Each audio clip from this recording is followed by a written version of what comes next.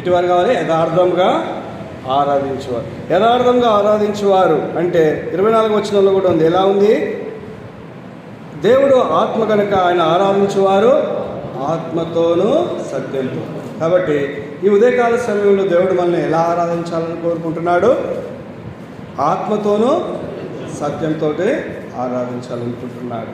అయితే ఇక్కడ మరి సత్యం అంటే తెలుసు మరి మనకు, అవునా? నిజంగా, అవునా? మరి ఆత్మతోటి అంటే మరి ఎలా? ఆత్మతోటి ఎలా ఆరాధిస్తాం? ఆత్మ లేకుంటే ఎలా ఉంటుంది? సత్యం అంటే ఒకవేళ పిల్లలు ఏదైనా ఆడ చాక్లెట్ ఉంది తీసేసిండు, మరి అక్కడ కనపడలేదు ఎదురా అంటే ఒకవేళ అబద్ధం చెప్పొచ్చు, అక్కడ సత్యం ఏందో అపసత్యం ఏందో తెలుస్తుంది. మరి ఆత్మతోటి అంటే మరి ఆత్మతోటి ఎలా ఆరాధించాలి?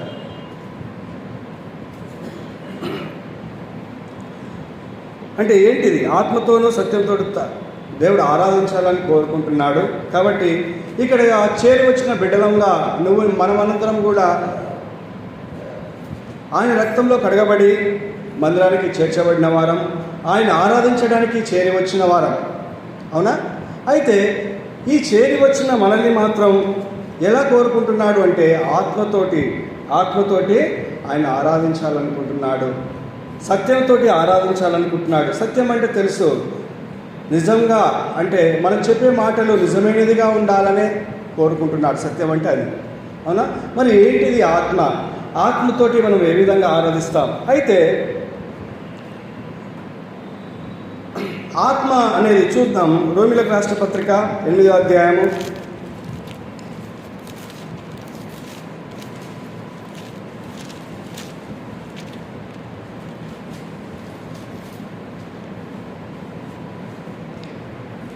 3వ వచనం.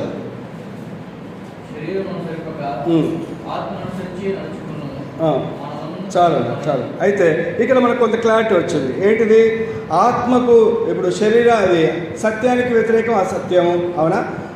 ఇప్పుడు ఆత్మ అంటే ఇప్పుడు ఇక్కడ మన భాగం ఏంటిది? శరీరం. అంటే ఆత్మతో ఆరాధించమంటున్నాడంటే ఆత్మతో ఆరాధించలేని వారు ఎవరన్నట్టు? శరీరానుసారంగా ఆరాధించేవారు, శరీరానుసారమైనటువంటి మనసును కలిగిన వారము ఆత్మానుసారమైనటువంటి ఆత్మని కలిగి ఉండలేము అనేది ఉద్దేశం, అవునా? మరి సత్యంతో ఆరాధించమంటున్నాడంటే అబద్ధమైనటువంటి మాటలను ఒల్లించి చెప్పితే అది సత్యమైనటువంటి ఆరాధన కానటువంటిది, అంతేనా? అయితే ఇక్కడ మరి దేవుడు మనల్ని ఏం కోరుకుంటున్నాడంటే మరలా ఆత్మానుసారమైనటువంటి ఆరాధన, సత్యంతో కూడినటువంటి ఆరాధనను దేవుడు కోరుకుంటున్నాడు.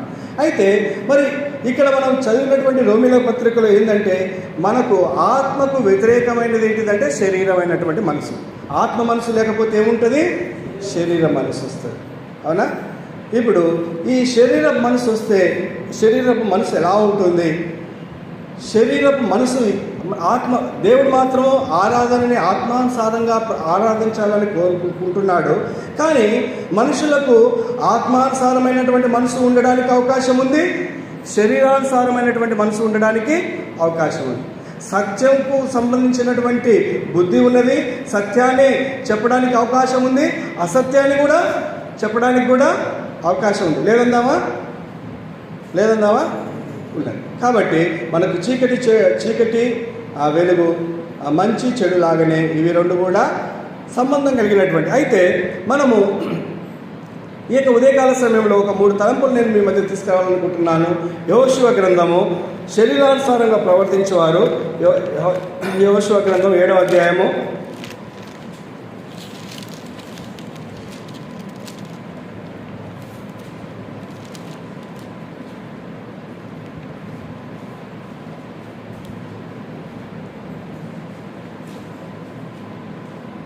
21వ వచనం.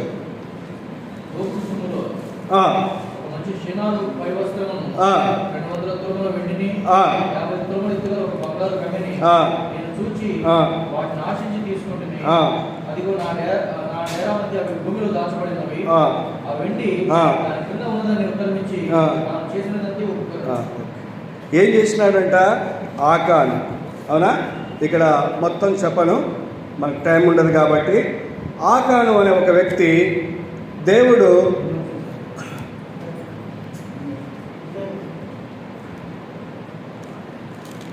అక్కడ అది ఎరికో పట్టణంలో అది శపితమైన పట్టణము, అందులో ఏది తీసుకోవద్దని చెప్పినాడు. అయితే తీసుకోవద్దన్నాడు. ఆడ మొత్తం ఆ దేశంలో పట్టుబడితే ఎట్లా వచ్చిందంట చూద్దాం. ఇక్కడ 6వ అధ్యాయము 18-19 వచనాలు.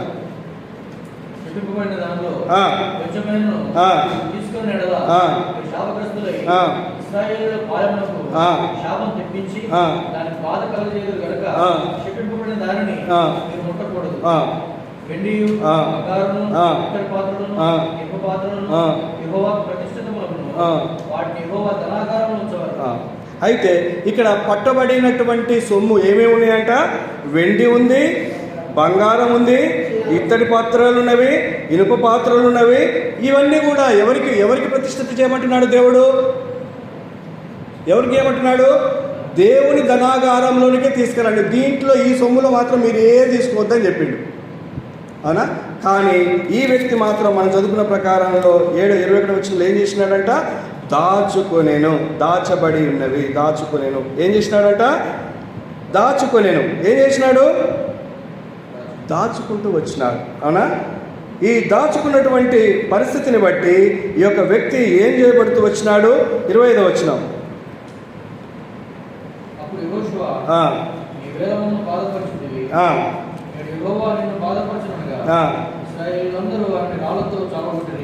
ఏమైపోతూ వచ్చినాడు? చనిపోతూ వచ్చినాడు. ఏం ఆశించి ఏం తీసుకున్నాడు కూడా ఉంది ఇక్కడ. ఏం తీసుకున్నాడన్నా? ఇక్కడ అయినా ఒక మంచి షీనారు పై వస్త్రమును, 200 తులముల వెండిని, 50 తులముల ఎత్తుగల ఒక బంగారు కమ్మి. ఏంటండి? 50 తులాలంట, 50 లక్షలు అంతేనా? రెండవది 200 తులముల వెండి, ఒక మంచి షీనారు పై వస్త్రములు. వీటిని చూడగానే తన కన్నులకు ఏమైపోయింది? ఆశ కలిగింది. ఏం కలిగింది? దేవుడు ఏమన్నాడు? ముట్టుకోవద్దన్నాడు. ముట్టుకుంటే ఏమవుతుందన్నాడు? శాపగ్రస్తులు అవుతారు, శపింపబడతారు అని చెప్పినా కూడా ధిక్కరించి ఏం చేస్తూ వచ్చినాడు? తను ఆశించి తను ఏం చేస్తూ వచ్చినాడు? దాచుకుంటూ వచ్చినాడు. ఏం చేస్తూ వచ్చినాడు? ఆ సొమ్ముని కొంత దాచుకొనడం వల్ల ఆ వ్యక్తికి ఏమైపోతూ వచ్చినాడు? మరణానికి పాత్రుడైతూ వచ్చినాడు. ఏమైతే వచ్చినాడు? మరణానికి పాత్రుడైతూ వచ్చినాడు. అదేవిధంగా ఇంకొక వ్యక్తిని చూద్దాం.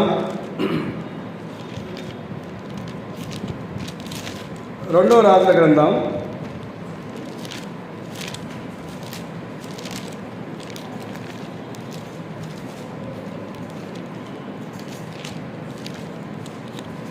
5వ అధ్యాయము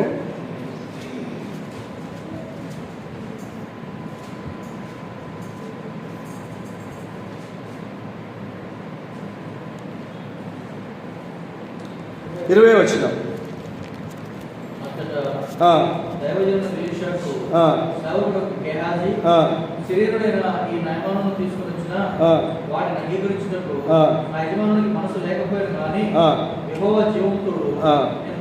పోయి అతను కలుసుకుని అతని ఏదైనా తీసుకొని అనుకుని నయమాను కలుసుకున్నట్టుగా కూర్చుండగా నయమాను తన వెనుక నుండి పరుగులు వచ్చిన వారిని చూచి తన రథం మీద నుండి దిగి వాడిని ఎదుర్కొని క్షేమమా అని అడిగాను.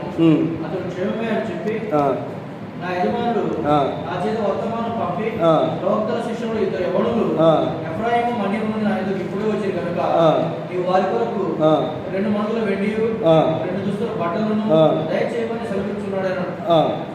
అందుకు నయమాను నీకు అనుకూలమైతే రెట్టింపు వెండి తీసుకోమని బతిమాలి 2 సంచులలో 4 మణుల వెండి కట్టి 2 దుస్తుల బట్టలనిచ్చి తన పనివారులో 2 మీద వాటిని వేయగా వారు గేహాజీ ముందర వాటిని మోసుకొని పోయి. చాలు. ఇక్కడ కూడా ఒక వ్యక్తి ఉన్నాడు. ఈయన పేరు ఏం పేరు? గేహాజ్. ఎవరైనా? గేహాజ్. ఈయన ఒక ప్రవక్త దగ్గర శిష్యుడు. ఎలీషా అనేటువంటి ప్రవక్త దగ్గర శిష్యుడుగా ఉండేవాడు. ప్రవక్తని చూసి ఉంటాడు దైవజనుడు.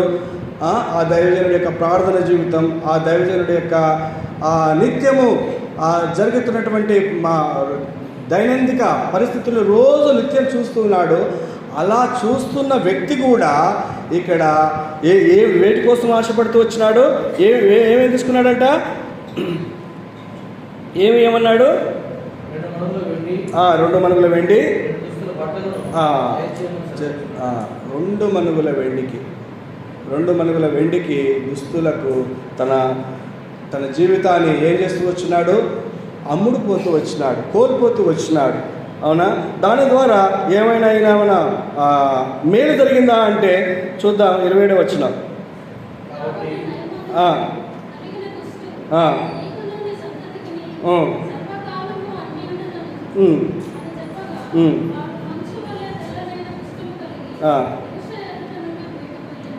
ఏమొచ్చింది ఇప్పుడు ఈయనకు? ఏమొచ్చింది? కుష్టు వచ్చింది. నయమానికి తగ్గింది కానీ కుష్టు. ఈ కుష్టు ఇప్పుడు ఎవరికి వచ్చింది? గెహాజీకి వచ్చింది. అయితే 24వ వచనం చూద్దాం. మెట్ల దగ్గరకు వారు రాగానే వారి యొద్ద నుండి గెహాజీ వాటిని తీసుకొని ఇంటిలో దాచి వారికి సెలవీయగా వారు వెళ్ళిపోయారు. ఏం చేస్తూ వచ్చినాడు? ఆ యొక్క 2 మణుగుల వెండిని, 2 దుస్తులను ఏం చేసుకున్నాడు? దాచిపెట్టుకుంటూ వచ్చినాడు. ఏం చేస్తూ వచ్చినాడు? దాచిపెట్టుకుంటూ వచ్చినాడు. దాచిపెట్టుకున్న పరిస్థితిని బట్టి గెహాజీకి ఏమైతూ వచ్చింది? కుష్ఠరోగం వస్తూ వచ్చింది. అవునా? అంతకుముందు కూడా ఆకాను చూస్తూ వచ్చినాం. ఆకాను కూడా అక్కడ వెండిని, బంగారు వస్త్రాలని దాచిపెట్టుకోవడం వల్ల మరణానికి అప్పగింపబడుతూ వచ్చినాడు. ఇక్కడ కూడా గెహాజీని చూస్తే అయితే గెహాజీ తోటి దేవుడు అది మన ఎలీషా ఒక మంచి మాట మాట్లాడతాడు. నా మనసు రాలేదా?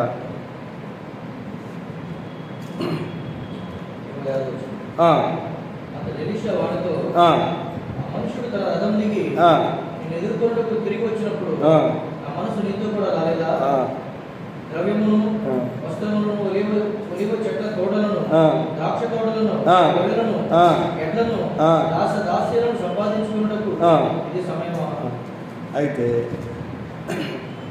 ఆ దైవజనుడు ఆ గెహాజీతో అంటున్నాడు, నువ్వు కావాలని అనుకున్నావే, నువ్వు అవి తీసుకునేటప్పుడు నా మనసు రాలేదా అని అంటే అయిపోయింది. అప్పటికే ఏం చేస్తూ వచ్చినాడు? దాచిపెట్టుకుంటూ వచ్చినాడు.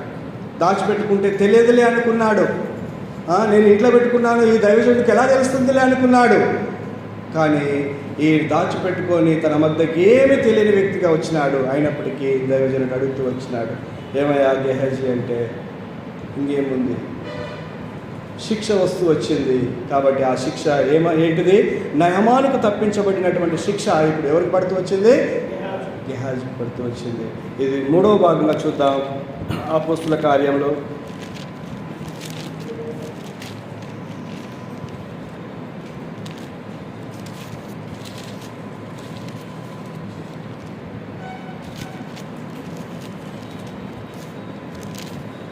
5వ అధ్యాయం 5వ అధ్యాయము మొదటి నుంచి. అననీయ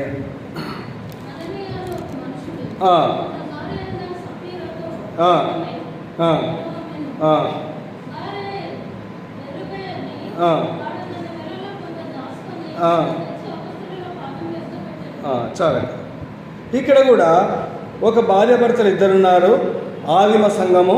ఈ ఆదిమ సంఘంలో అప్పుడు వాళ్ళంతా కూడా తమకున్నటువంటి ఆస్తులంతటినీ కూడా మనమందరం సమానంగా ఉండాలి, ఒకరు ఎక్కువ వాళ్ళు ఉంటారు, ఒకరు తక్కువ వాళ్ళు ఉంటారు, ఇలా ఉండొద్దు అనే ఉద్దేశంతో వాళ్ళకున్నదంతా అమ్ముకొని వారు ఏకంగా సమానంగా అపోస్తుల వద్దకు తీసుకొని వస్తే వాళ్ళు పంచిపెట్టేవారు.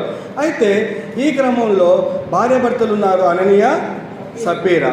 వారికి కూడా ఒక పొలం ఉంది. వారు అమ్మితే కొంత ద్రవ్యం వచ్చింది. ఆ ద్రవ్యంని ఏం చేయాలి? మొత్తం తీసుకురావాలి. ఏం చేయాలి? ఆడ నిబంధన అందరూ అట్లా అనుకున్నారు కాబట్టి అందరితో పాటు వాళ్ళు కూడా ఉండాలి. కానీ వీళ్ళు ఏం చేసినారంట? కొంత దాచుకొనేను. భార్య ఎరకనే వాడు దాని వెలలో కొంత దాచుకొని కొంత తెచ్చి అపోస్తులు ఏం చేసినాడు? కొంత దాచుకుంటూ వచ్చినాడు, కొంత తెస్తూ వచ్చినాడు. దీని ద్వారా ఏమైపోతూ వచ్చినాడు? వీళ్ళేమైనా బట్టకబెట్టినారా అంటే వీరిద్దరూ మరణానికి పాత్రలు అయితే వచ్చినారు. అవునా? చూద్దాం. 5వ వచనం.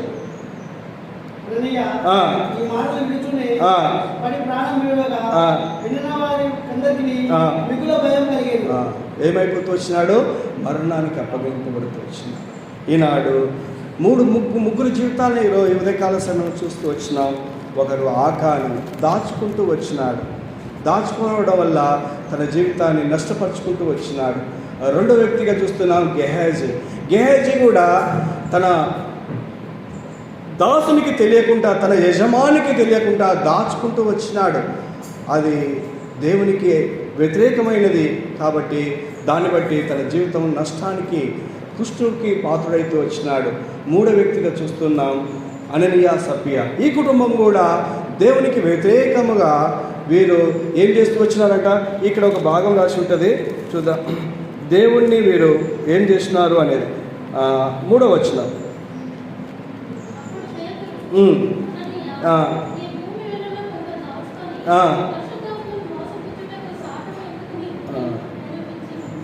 ఏం చేస్తున్నారంట?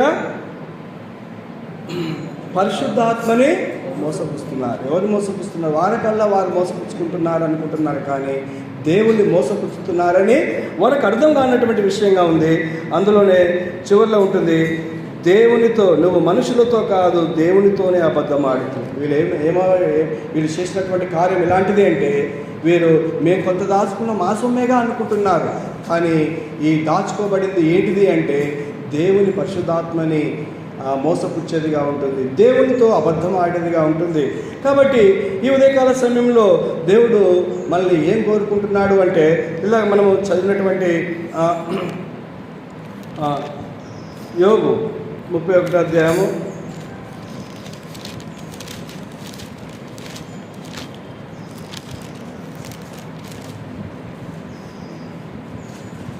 34వ వచనం, 33, 34. ఆదాము చేసినట్టు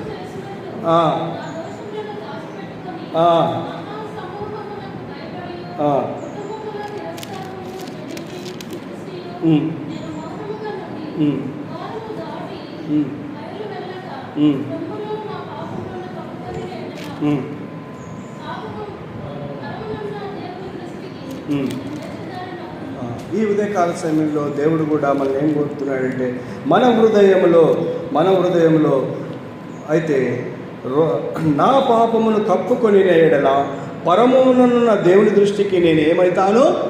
వేషధారునవుతాను. ఏమి దాచుకుంటున్నాం? అక్కడ దాచుకున్నటువంటి 3 వ్యక్తులు చూస్తూ వచ్చినాం. వారు దేవుని మోసపుస్తూ వచ్చినారు, దేవుని కోపాన్ని రేపుతూ వచ్చినారు, ఒకరు దేవుని మోసపుస్తూ వచ్చినారు. ఈ విధంగా వారి జీవితాలు అన్యాయమైతే వస్తుంది. అయితే ఈనాడు మనల్ని కూడా దేవుడు ఏం కోరుకుంటున్నాడంటే, మన పాపముల విషయంలో మనం ఒకవేళ దాచుకున్న వారంగా ఉంటే మనం కూడా ఏమవుతామో? వేషధారులంగా అవుతాం. కాబట్టి దేవుడు దానికోసమే పాపములకు వచ్చినటువంటి జీతము మరణము. ఇప్పుడు వారి జీవితాల్లో 3 జీవితాలలో మరణము ఏలుతూ వచ్చింది, మన జీవితాలలో కూడా మరణం ఏలుతుంది. కాబట్టి ఈ యొక్క మరణాన్ని తప్పించడానికి మనకు కూడా ఒక అవకాశాన్ని దేవుడు కల్పిస్తూ వచ్చినాడు. అందుకోసమే యోహాను రాసిన మొదటి పత్రిక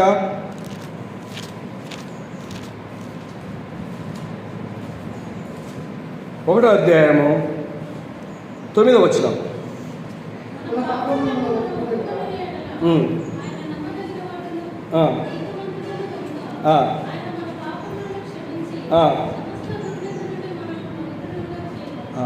కాబట్టి ఒకప్పుడు మన జీవితాలు దేవుని ఎరగని వారింటి వారమైతే, ఆ కాని వల్లే దేవుని మనము కోపాన్ని, దేవుని మన మీద ఉగ్రతను రేపిన వారముగా ఉంటిమి.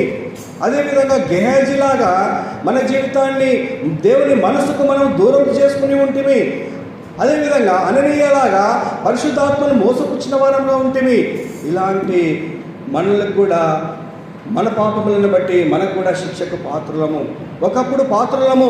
అయితే ఎప్పుడైతే మనము దేవుని ఏడల మనము మన పాపాలను ఒప్పుకొనిన వారంగా ఉన్నామో, అప్పుడు మన యొక్క పాపములు ఏమైపోతూ వచ్చినాయంట? దేవుడు మన పాపములను మనము ఒప్పుకొనిన ఎడల ఆయన ఏంటిదంట? నమ్మదగిన వాడును నీతిమంతుడును గనక మన పాపములు ఏం చేసినాడు? క్షమించి వేసినాడు. సమస్త దుర్నీతి నుండి మనల్ని తప్పిస్తూ వచ్చినాడు. మనల్ని ఏ విధంగా చేస్తూ వచ్చినాడంటే పవిత్రులుగా చేయబడుతూ వచ్చినాం. ఒకప్పుడు మనము అపవిత్రులము, ఒకప్పుడు దుర్నీతితో నిండిన వారము, ఒకప్పుడు మనము పాపములతో నిండి ఉన్నవారము. ఎప్పుడు మన పాపములను మనము ఒప్పుకొననప్పుడు ఎప్పుడైతే ఒప్పుకొనినామో అప్పుడు మనం ఏం చేయబడుతూ వచ్చినాము? ఈ యొక్క దుర్నీతి నుండి తప్పించబడుతూ వచ్చినాం, మనం పవిత్రులుగా చేయబడుతూ వచ్చినాం. వారు మాత్రము అప్పటికి వారి జీవితాల్లో శిక్షకు పాత్రలైతూ వచ్చినారు. కానీ దేవుడు నిన్ను నన్ను శిక్షకు అప్పగింపకుండా దేవుడు మన జీవితాల్లో ఒక కార్యాన్ని పెడుతూ వచ్చినాడు. ఆయన రక్తాన్ని ఉంచుతూ వచ్చినాడు. ఆయన రక్తంలో మనం ఎవరైతే మన పాపాలను ఒప్పుకునే వారంగా ఉన్నామో వారి యొక్క పాపాలను మాత్రం దేవుడు క్షమించిన వాడుగా ఉంటున్నాడు. కాబట్టి ఇక్కడ చేరి వచ్చిన బిడ్డలంగా నువ్వు నేను ఆయన రక్తంలో కడిగబడిన వారము, మనం పవిత్రులుగా చేయబడిన వారము.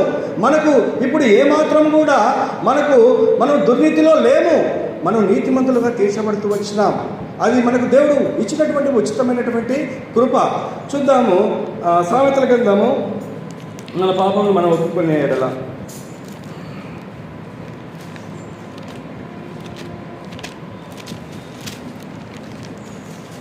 28వ అధ్యాయంలో ఉంటుంది సామెతల గ్రంథం.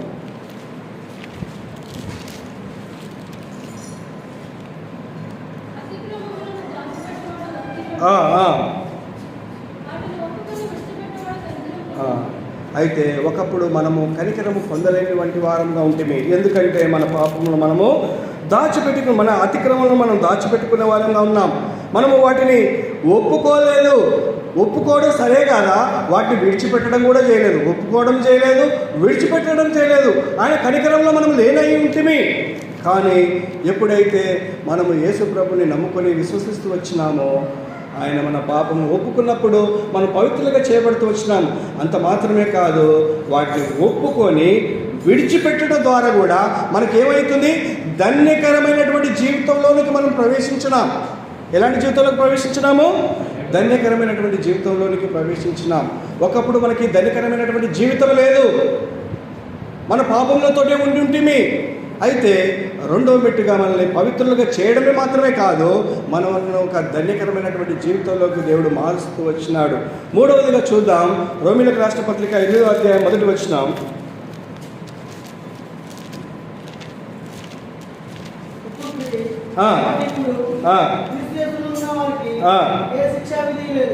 ఇప్పుడు మనకేం లేదు? శిక్ష లేదు. ఏం లేదు? శిక్ష లేదు. ఆకాను శిక్ష అనుభవిస్తూ వచ్చినాడు, గేహాజీ శిక్షను అనుభవిస్తూ వచ్చినాడు, అననీయ సప్పిలియ దాచుకొని వారు శిక్షను అనుభవిస్తూ వచ్చినారు. కానీ ఈనాడు ఇక్కడికి చేరి ఉన్నటువంటి నా జీవితంలో మనకు శిక్ష లేదు. ఈ శిక్ష ఎందుకు లేదు అంటే చూద్దాం. 2వ వచనం, 3వ వచనం 3వ వచనం చదవండి అక్క.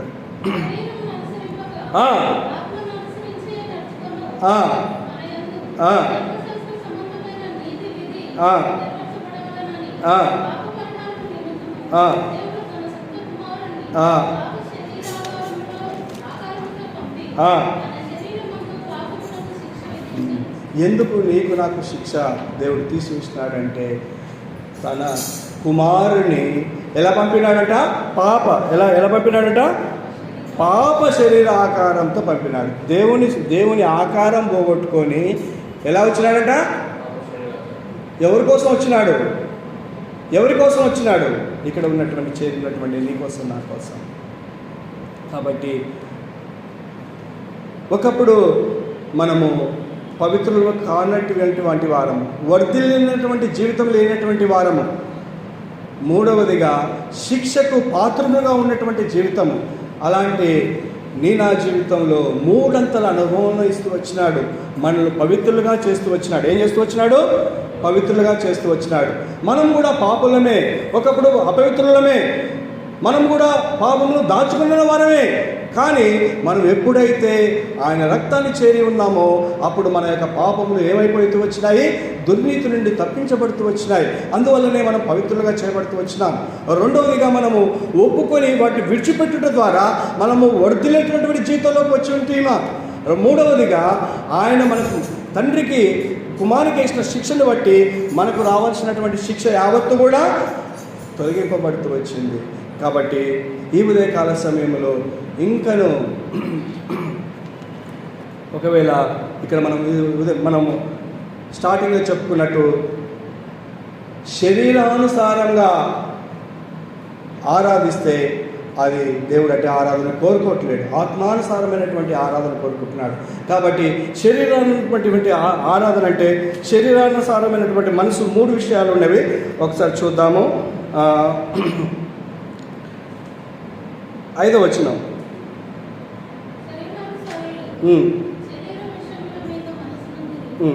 ఏముస్తారు? శరీర విషయంపై మనసునుస్తారు. 7వ వచనము.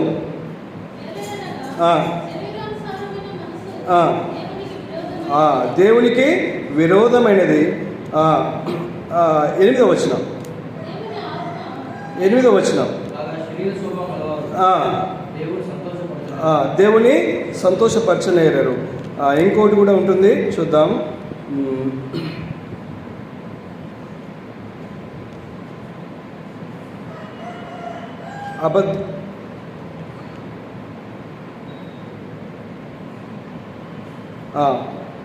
ఏ మాత్రము లోబడనేరదు.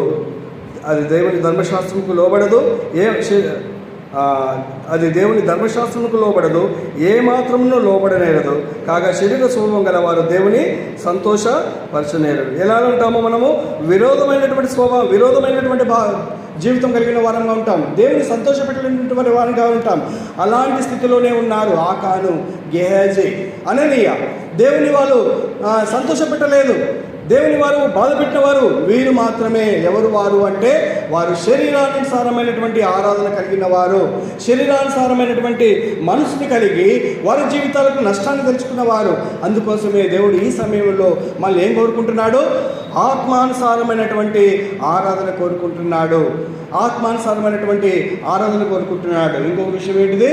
సత్యంతో, ఆత్మతోనూ సత్యంతో. సత్యంతో అంటే మన మాటలు సత్యమైనదిగా ఉండాలి. మనము చేసినటువంటి ఆరాధనలో సత్యాన్ని అనుసరించినటువంటి మాటలతో కూడినటువంటి ఆరాధన దేవుడు కోరుకుంటున్నాడు. అయ్యా, నేను చాలా సందర్భాల్లో నేను వింటూ వస్తాను, నేను కుక్క లాంటి వాడిని, నక్క లాంటి వాడిని అని ఈడ దేవుని సన్నిధిలో ఒప్పుకుంటావా? బయట పోగానే ఎవరైనా అంటూ ఒప్పుకుంటావా? అయితే నిజంగా సత్యంగా మనం ఆరాధించేటువంటి వారుగా ఉండాలి మన మాటలు. అవునా? కాబట్టి దేవుడు అట్టి ఆరాధన కోరుకుంటున్నాడు. మనకు వచ్చినటువంటి మాటలతో కూడినటువంటి ఆరాధన కాదు, మన హృదయంలో ప్రేరేపింపబడినటువంటి ఆత్మానుసారమైన మాటలతో కూడినటువంటి ఆరాధన, నిజమైన సత్యంతో కూడినటువంటి మాటలను మాత్రమే దేవుడు కోరుకుంటున్నాడు. మనకు ఎలాబడి వచ్చని మనకు వచ్చిన రీతిగా దేవుడు చేస్తే అట్టి ఆరాధన దేవుడు అంగీకరింపడు. కాబట్టి మనము ఈ ఉదయకాల సమయంలో మనము ఒకరి తర్వాత ఒకరము మనము ఆరాధిస్తాం.